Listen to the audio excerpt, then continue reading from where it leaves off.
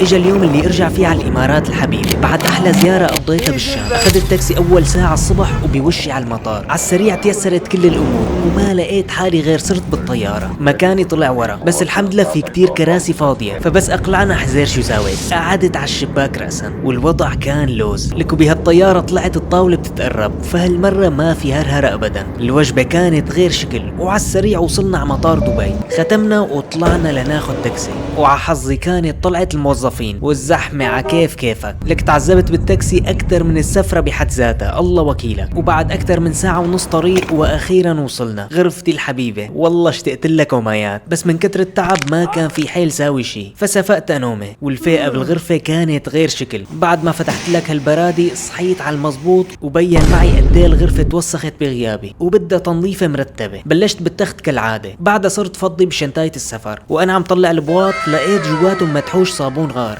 تذكرت انه امي ما خلتني روح الا وحطت لي بكل بوط صابونه. حبيبتي ماما سلمون. فضيت على الاخير ونزلتها هي والبواط لتحت، الشنطه لمكانها والبواط بالخزانه برا، ورجعت لكمل ترتيب بالغرفه. فضيت المكتب من كل الاغراض، رجعت ركبت المايك وشكلست الوضع على الاخير، وزرعتي الحبيبه كمان لمكانها المعتاد. ضربت وش تكنيس على السريع، وهيك بيكون الغرفه صارت خلنج وجاهزه لابدا يومي. فجبت لك واحد من هالطرود اللي وصلوني، وطلع من شركه جيم سير. باعتين لي 3 كنترولرات من موديل جي 7 برو، وواحد منهم اصدار حصري للعبة ووتشانغ فولن فيذرز، والتاني اسود مع احمر شفاف، والاخير باللون الابيض والرمادي. كل واحد لونه احلى من التاني، تصميمه رهيب كتير، والكنترولر بحد ذاته جودة عالية. والاحلى من هيك انه فيه ميزات كتيرة للجيمرز المحترفين. لك الكبسات موجودة بكل مكان. قعدت العب واستمتع على المزبوط، وتذكرت كيف الايام الحلوة راحت بسرعة، بس الذكريات ضلت، واللي جاي احلى واحلى. فخليك معي وساوي فولو.